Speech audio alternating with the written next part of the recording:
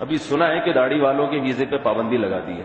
ہمارے ایک بزرگ سفید ریش، ان کو بیچاروں کو ویزا نہیں ملا، بوڑھے ہو گئے، وہ پتہ نہیں کیا کر رہے ہیں، اللہ ہدایت دے لو. تو کچھ وقتی طور پہ لگائیے، سنا ہے دوبارہ پھر اٹھا دیں گے پابندی. بھائی داڑھی کو چیک کر کے بھیج دو نا اندر. کیا بندو، کیسی بیوقوفی کی بات ہے. داڑھی سے تمہیں کیا خطرہ ہے؟ ہر جگہ داڑھی رکاوٹ بن رہی ہے. اس کا مطلب ہے اس زمانے میں داڑھی رکھنا بہت بڑی نیکی ہے. یاد رکھو، آج جیسے داڑھی دیکھ کر ایگزٹ لگا دیتے ہیں، اللہ انتقام لینے کے لیے ایسا نہ ہو کہ داڑھی دیکھ کر انٹری کرے پھر آپ کی جنت. اور اللہ کہے تم لوگوں نے داڑیاں کاٹی تھیں اس لیے کہ تمہیں مشکلات پیش آ رہی تھی، اب آج جنت میں جانے میں بھی تمہیں مشکلات پیش آئیں. اس لیے داڑھی کو معمولی حکم نہ سمجھو. کل ایک صاحب آئے امریکہ سے ملنے کے لیے، بار بار مجھے کہتے ہیں کچھ نصیحت کریں، کوئی نصیحت کریں، کوئی نصیحت کریں. بہت زیادہ کہا تو میں نے ایک نصیحت کر دی، میں نے کہا داڑھی رکھ لو. اچھے آدمی تھے ماشاءاللہ، اللہ تعالیٰ ان کو توفیق دے. میں نے کہا ہمت کر کے رکھ لو. کہہ رہے نہیں کوئی اور نصیحت کرے. میں نے کہا یہی والا. کہہ رہے کوئی اور. میں نے کہا نہیں یہی. پھر میں نے ان کو بتایا، بیان بھی وہ میرا سنتے ہیں، یہ والا بیان بھی سنیں گے انشاءاللہ. پھر میں نے وہ کہنے لگے مجھے کوئی ایسا عمل کہ موت کے وقت کلمہ نصیب ہو جائے. میں نے کہا دیکھو آپ یہ چاہتے ہو کہ مرتے ہوئے اچھا کام کر کے دنیا سے جاؤ نا، یہ ہر مسلمان کی خواہش ہوتی.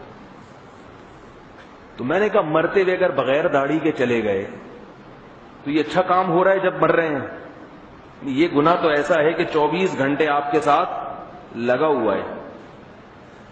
موت کے وقت کے عمل کی بہت اہمیت ہوتی ہے.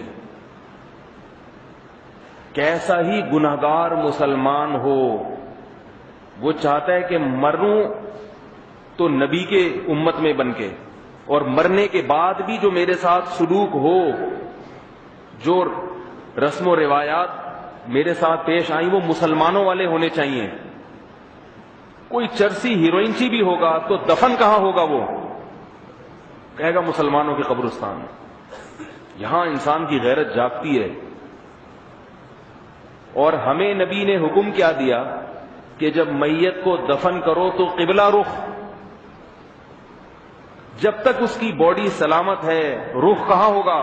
قبلے کی طرف. حالانکہ کچھ دن میں باڈی ختم ہونے والی ہے، اس لیے کہ بالکل اللہ کے دربار میں جا رہا ہے، آخر وقت ہے. تو جتنا اس کا رخ قبلے کی طرف کیا جا سکتا، اس کے علاوہ اور کچھ نیکی ہو نہیں سکتی. اب اس کے علاوہ اور مزید کچھ کیا نہیں جا سکتا. تو بھئی اتنا تو کیا جا سکتا ہے کہ رخ قبلے کی طرف کر دو. ہاتھ میں تسبیح نہیں پکڑا سکتے، وہ پڑھے گا نہیں. اس کی زبان سے تسبیحات نہیں نکلوا سکتے، زبان بند ہو گئی. اس کو بیت اللہ دکھا نہیں سکتے، آنکھیں اندھی ہو گئیں. اس کو اللہ کا کلام سنا نہیں سکتے، کان بہرے ہو گئے.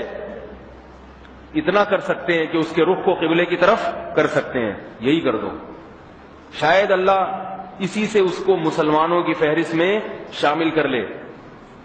تو یہ عجیب بات ہے، آپ قبر میں لیٹ گئے، رخ قبلے کی طرف ہو گیا، لیکن چہرہ نبی کے سنت کے مطابق نہیں ہے. تو اگر رخ بھی قبلے کی طرف ہو قبر میں، چہرہ بھی آپ کا رسول اللہ صلی اللہ علیہ وسلم کی سنت کے مطابق ہو، تو شاید وہاں پر انٹری کا ٹھپا انشاءاللہ اللہ کی رحمت سے امید کی جا سکتی. کیونکہ جو حکم جتنا مشکل ہوتا ہے اللہ کے ہاں اس کی قدر اتنی ہی بڑھ جاتی ہے. شکر ادا کرنا مشکل ہے نا، تو داؤد علیہ السلام سے اللہ نے کیا فرمایا تھا؟ اعملوا آل داؤد شکرا وقلیل من عبادی الشکور. اے داؤد اللہ کے شکر گزار بنو، اس لیے کہ شکر کرنے والے بہت تھوڑے ہیں. اب یہ بتانے کی کیا ضرورت تھی شکر کرنے والے بہت تھوڑے؟ یہ بتانے تھا. اس کی مثال ایسے ہے، ایک نوجوان آیا میرے پاس، وہ کسی ٹیلی کمیونیکیشن میں کوئی ڈپلوما تھا یا کوئی کورس تھا، وہ کر رہا تھا.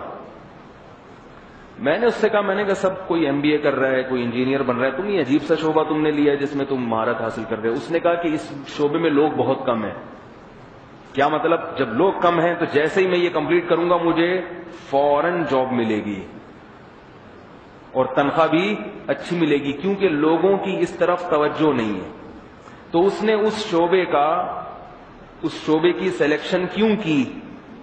اس لیے کہ اس سے منسلک لوگ مارکیٹ میں شارٹ چل رہے ہیں. جو چیز مارکیٹ میں شارٹ ہوتی ہے اس کی ویلیو بڑھ جاتی ہے. تو اللہ نے کیا فرمایا کہ شکر گزار لوگ مارکیٹ میں شارٹ ہیں.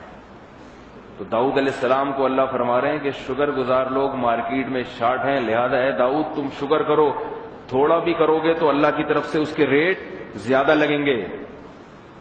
نہیں یاری میرا خیال ہے پہلے 100% مسلمانوں کی داڑیاں ہوتی تھی مردوں کی، یہ تصور نہیں تھا کوئی بغیر داڑھی کے ہو. صلاح الدین ایوبی کے بیٹے نے ایک گورے کو دیکھا، آج سے 700 سال پہلے کی بات ہے، تو رونے لگا. وجہ پوچھی تو انہوں نے بتایا کہ اس نے بغیر داڑھی کے آدمی پہلی مرتبہ دیکھا ہے.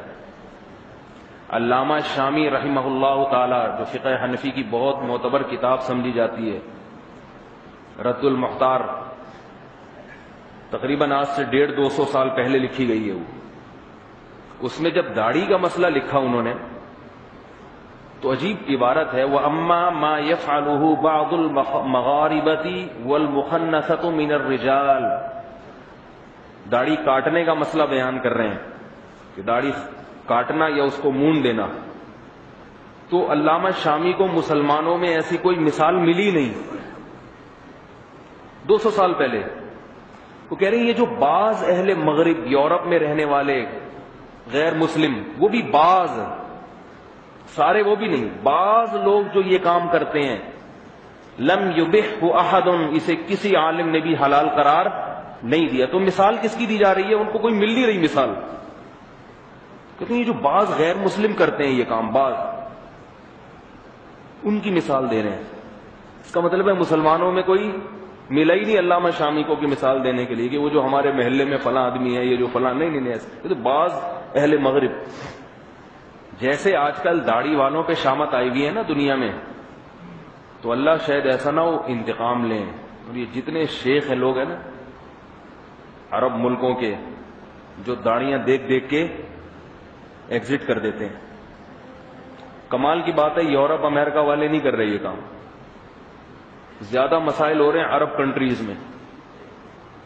تو اللہ ایسا نہ ہو کہ ان کو بھی جنت سے ایگزٹ کر دے. آپ تحقیق کریں، اگر کوئی دہشت گرد ہے تو اسے نہ گھسنے دیں. دہشت گرد کیا داڑھی والے ہوتے ہیں؟ ابھی تک جتنے پکڑے گئے ہیں اکثر بغیر داڑھی کے پکڑے گئے ہیں.